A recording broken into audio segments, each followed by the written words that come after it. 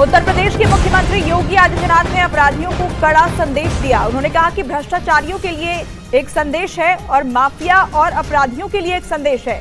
जो गरीबों के हक पर डकैती डालते थे, व्यापारियों से जबरन वसूली करने का कार्य करते थे, बहन बेटियों की सुरक्षा में सेंध लगाने का काम करते थे, उनके लिए डबल इंजन की सरकार महाकाल है।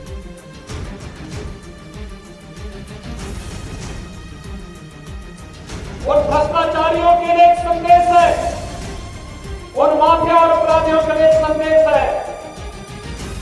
जो गरीबों के हक में डकैती डालते थे, व्यापारियों की जबरन वसूली करने का कार्य करते थे और बहन बेटियों की सुरक्षा में सेंध लगाने का कार्य करते थे, उन लोगों के लिए डबल इंजन की सरकार एक महाकाल है, महाकाल। और उनको चेतावनी देने का एक संकेत भी है कि हम लोग सबकी सुरक्षा और समृद्धि की बात करते हैं। उधर हिमाचल प्रदेश के किन्नौर में पहाड़ खिसकने से हड़कंप मच गया, जिसकी रोंगटे खड़ी कर देने वाली तस्वीरें सामने आई हैं, जिसमें ऊंचाई से मलबा गिरता हुआ दिखाई दिया। वीडियो में मलबे की वजह से उठती धूल भी साफ दिखी। वहां पहाड़ खिसकने के बाद लोग दहशत में आ गए और चिल्लाने लगे, क्योंकि पहाड़ खिसकने का वो मंजर बेहद खौफनाक था। पहाड़ खिसकने की वजह से नेशनल हाईवे 5 पर मलबा इकट्ठा हो गया, जिसकी वजह से उसे बंद करना पड़ा। हालांकि प्रशासन सड़क से मलबा हटाकर जल्द से जल्द उसे खोलने का काम में जुट गया है।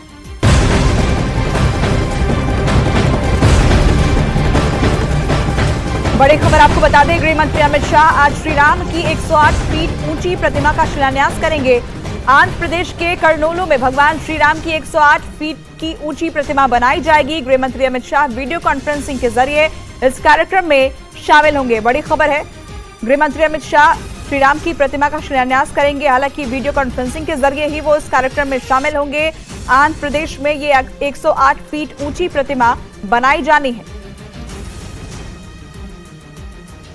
सीमा का दावा है कि गुलाम हैदर से उसने मजबूरी में शादी की और शादी के बाद पहली बार कराची गई, लेकिन इसके बाद जब उसकी सचिन से दोस्ती हुई तो वो झूठ बोलकर नेपाल आ गई, जिसके बाद सीमा के जीवन का दूसरा चैप्टर शुरू हुआ।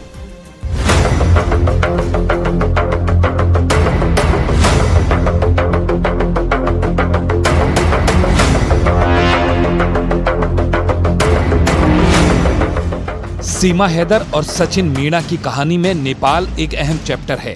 नेपाल की राजधानी काठमांडू ही वो ठिकाना है जहां पर पहली बार सीमा हैदर और सचिन मीणा की मुलाकात हुई थी। अब नेपाल में मिलने से लेकर पशुपतिनाथ मंदिर में शादी तक की सीमा और सचिन मीणा की अपनी कहानी है, लेकिन उस कहानी की पड़ताल में न्यूज़ 18 इंडिया के सामने कुछ अलग ही दावे सामने आए। जैसे नेपाल में वो होटल जिसमें सचिन और सीमा रुके थे, होटल मालिक के मुताबिक सचिन ने अपना नाम शिवांक बताया था।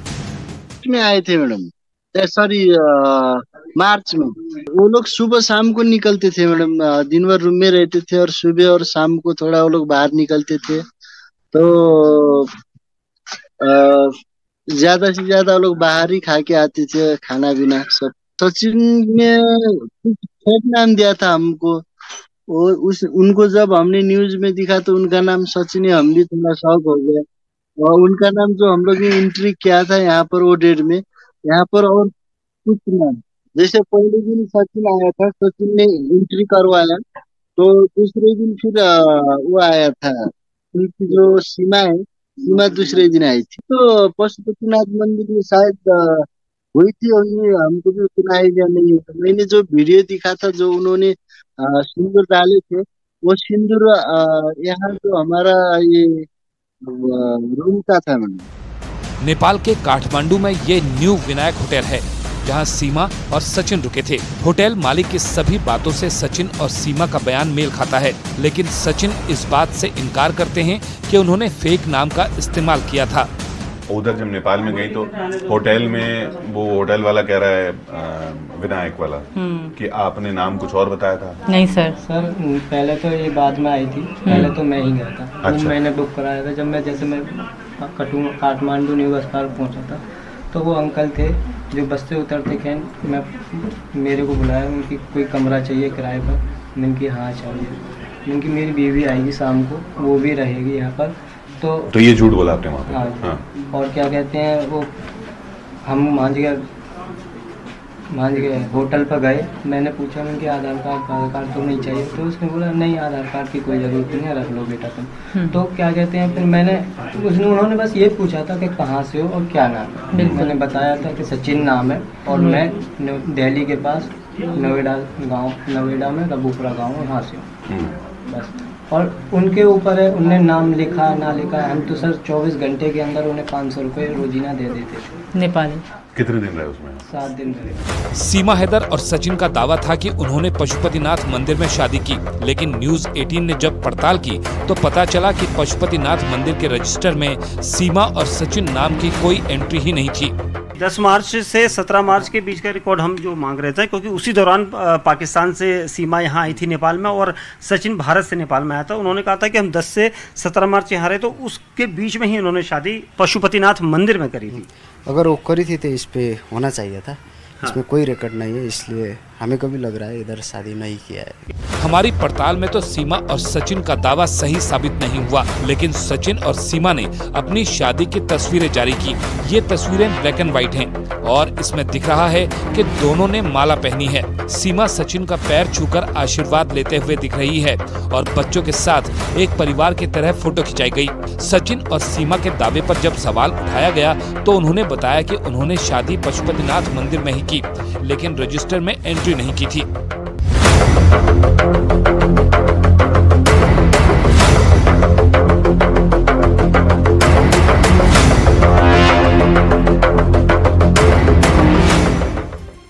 नेपाल को लेकर सीमा ने कई तरह के दावे किए, लेकिन उसके इतर सीमा जिस होटल में रुकी उसके मालिक ने भी दावे किए हैं। सीमा के दावे और होटल मालिक के दावों की जांच आइए स्पेशल रिपोर्ट में करते हैं।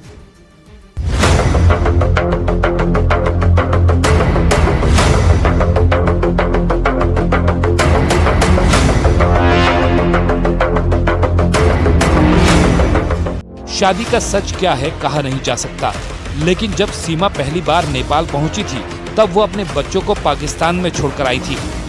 ऐसे में सवाल ये भी उठ रहे हैं कि सीमा ने अपने 4 बच्चों को 7 दिनों तक पाकिस्तान में कैसे अकेला छोड़ दिया। 4 बच्चे छोड़कर नेपाल चली गई, तो ये करना भी तो, इसमें भी तो शक पैदा होता है ना कि कोई अपने बच्चे छोड़कर क्यों नेपाल चला जाएगा। सर मैं अगर वहाँ तक आई वो मेरे लिए बहुत मुश्किल था। इनको पता है हर मिनट में अपने बच्चों से, अपने घर वालों से बात करती थी व्हाट्सएप पे। उनको मैंने लगा था कि मैं घूमने जा रही हूँ, हमारे वहाँ से जा रही थी, क्योंकि हम लाहौर शम्स तबरेज़ की दरगाह है, एक बीबी रुकैया पाक दामन की उनकी दरगाह है, तो हम शिया कबीले से हैं, शिया। तो वहाँ हमारे यहाँ जाते मैं ज़िंदगी में कभी नहीं गई थी, तो मैंने अपनी बहनों से ये ख्वाहिश ज़ाहिर करके मैं जाना चाहती हूँ। सब जा रहे हैं, मेरी दोस्त ने वो तो सब जा रहे हैं, मैं उनके साथ वैन जा रही, मैं उनके साथ घूमने जा रही हूँ, क्योंकि वहाँ का रास्ता 2 दिन का तो रास्ता है, 4 दिन रास्ते के और 3 दिन मैंने वहाँ रहने के उनको बताया। और यही सोच के मैंने 7 दिन की टिकट करवाई थी, क्योंकि बच्चे मैं अपनी बहन और चाची के पास छोड़ के जा रही थी।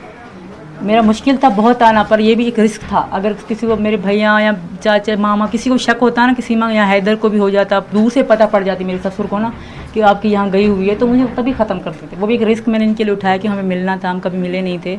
मेरी ख्वाहिश थी, बीच में मैं बहुत बीमार भी हो गई थी, तो इसी वजह से मैंने मिलने के लिए मेरे रिस्क, ये भी रिस्क था एक सर, पर उनको पता नहीं था कि मैं नेपाल जा रही हूँ या ऐसा कोई है या।